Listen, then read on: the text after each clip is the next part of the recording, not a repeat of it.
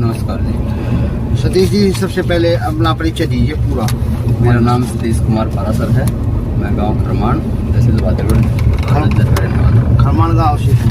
तो बेसिकली आप ग्रामीण क्षेत्र में रहे हो, हाँ जी, तो गाँव की समस्याएं बहुत सी देखी होंगी आपने, तो किस प्रकार इनका समाधान करवाने वाले हो अगर लोकसभा चुनाव जीते? देखो, लोकसभा चुनाव जीतते हैं तो हम जो हमारा घोषणा पत्र है ना, उसके अनुसार काम करना चाहेंगे। हमारे घोषणा पत्र में हमने घोषणा की है कि जो सिलेंडर है वो 300 रुपये का मिलेगा, पेट्रोल 70 रुपये, डीजल 50 रुपये। कुछ लोग ये पूछ सकते हैं कि ये कैसे होगा, तो जब पेट्रोलियम पदार्थ जब हमारी सरकार केंद्र में आएगी, ये घोषणाएं उस समय की है।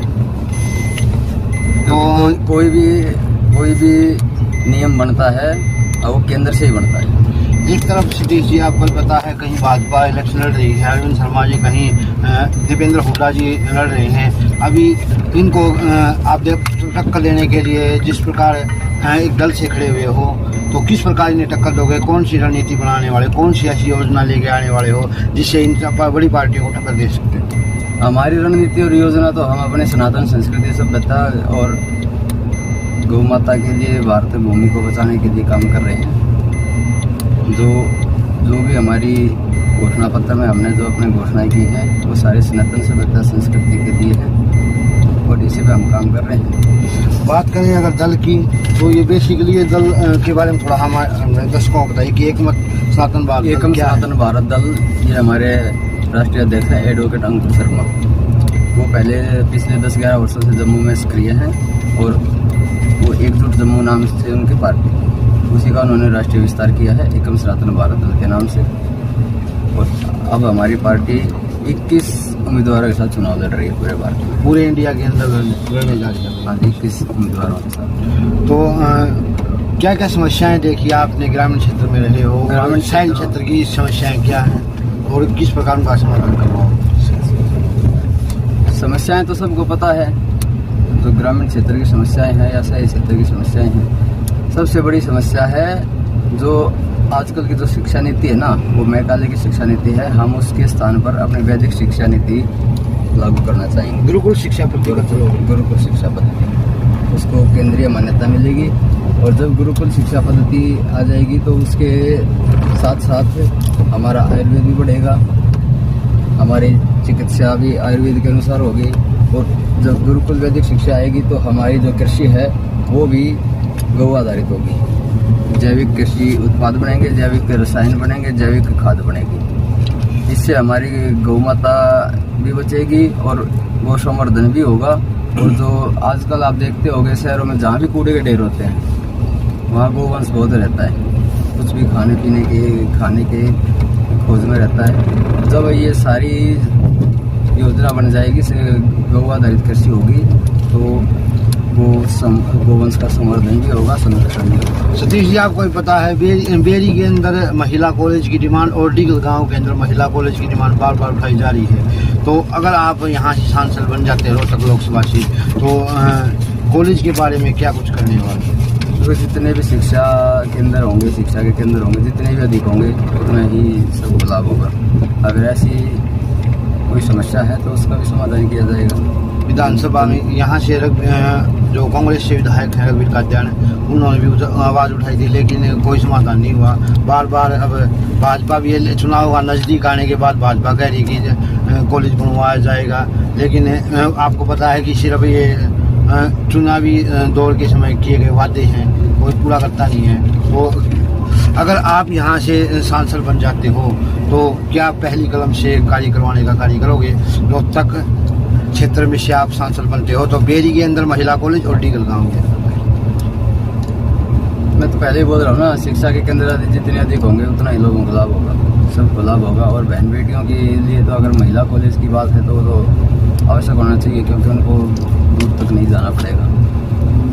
जितनी बहन बेटियाँ जितना अपने घर के अपने निवास स्थान के पास में पढ़ेंगे, उतना उनको लाभ रहेगा, उतना उनको कम दूरी पे जाएंगे, समय भी बचेगा। और जो आजकल की जो गाड़ियों में बैठ के जाना और वो जो समस्या है उनसे भी बचेगा। सतीश जी, एक तरफ ये अरविंद शर्मा जी कह रहे हैं कि जब तक मेट्रो लेके आएंगे, वहीं दूसरी तरफ दीपेंद्र हुड्डा मेट्रो ले चलाने की बातें कर रहे हैं। और तो क्या आप भी कोई इस प्रकार का वादा करने जा रहे हैं हमारे दर्शकों को कि मेट्रो के बारे में, कि मेट्रो लेके आएंगे? देखो जी, अगर मान लो हम एकम सनातन भारत दल की ओर से अगर मैं सांसद बनता हूँ और अगर हमारी सत्ता ऊपर केंद्र में नहीं है तो आप भी समझते हो कि एक सांसद के कहने से कुछ भी काम नहीं हो सकता। ये तो आप समझते हो ना अच्छे से। बिल्कुल। और ये जनता भी समझती है कि जितने भी ये कार्य होते हैं, जिसकी केंद्र में सत्ता होती है वो ही ये कार्य करवा सकता है। जब ये बहादुरगढ़ तक मेट्रो आई थी उस समय कांग्रेस राज्य में भी थी और केंद्र में भी थी। बिल्कुल। तो कहीं ना कहीं ऊपर तक, सेंटर तक पार्टी होनी जरूरी है। बिल्कुल।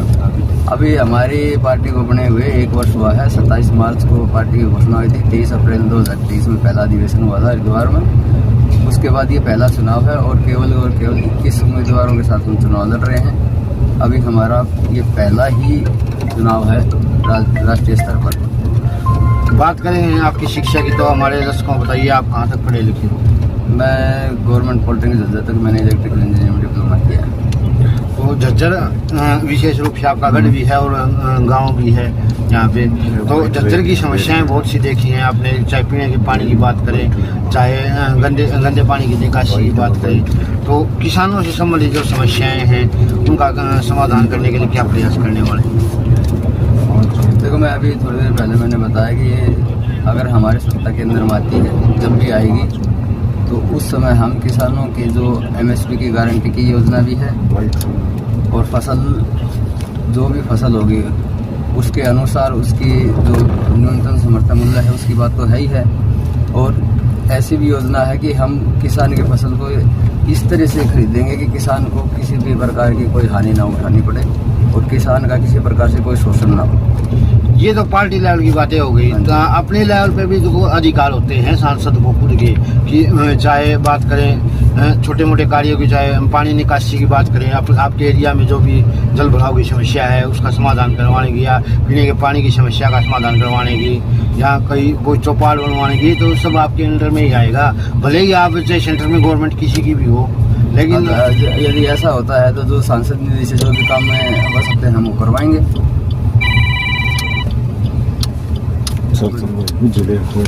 तो राशद जी, विशेष रूप से अभी चुनाव का समय है और जो अभी 81 साल से ऊपर के जो बुजुर्ग हैं उनको कहा गया कि घर बैठे मतदान देने का अधिकार निर्वाचन आयोग के द्वारा, तो उसके बारे में आपका क्या ख्याल है? बहुत अच्छी योजना है चुनाव आयोग की। हमारे पास भी फोन आ रहे हैं, अलग अलग क्षेत्र में जो 85 वर्ष से ऊपर के वृद्धजन हैं उनका मतदान हुआ है और ये अच्छी योजना है। हमारे दर्शकों को क्या संदेश देना चाहोगे और क्या अपील करना चाहोगे? संदेश यही है कि हम सबको अपने सनातन सभ्यता संस्कृति के लिए कार्य करना चाहिए और अपने गौ माता को बचाने के लिए हमको अपना हर प्रयास करना चाहिए। क्या रोहतक लोकसभा क्षेत्र में अब त्रिकोणीय मुकाबला होने जा रहा है? इसके बारे में तो मैं अधिक कुछ कह नहीं सकता। त्रिकोणीय मुकाबला है कि चतुर्कोणीय मुकाबला है, इसके बारे में तो अधिक कुछ बता नहीं सकते, क्योंकि हमारा पहला चुनाव है और हम अभी राजनीति में उतरे ही हैं। तो हम ये जनता का प्यार मिल रहा है? हाँ, जनता का प्यार मिल रहा है,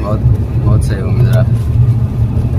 जनता हमारे प्रयास से, बहुत से लोग ऐसे हैं जो फोन कर करके अपने पास बुलाते हैं और समर्थन देते हैं। हमारे दर्शकों से क्या अपील करना चाहोगे? अपील यही चाहेंगे कि भाई सब अधिक से अधिक मतदान करें और अपने सनातन सभ्यता संस्कृति के संवर्धन के लिए, संरक्षण के लिए एकम साधन भारत। सतीश जी,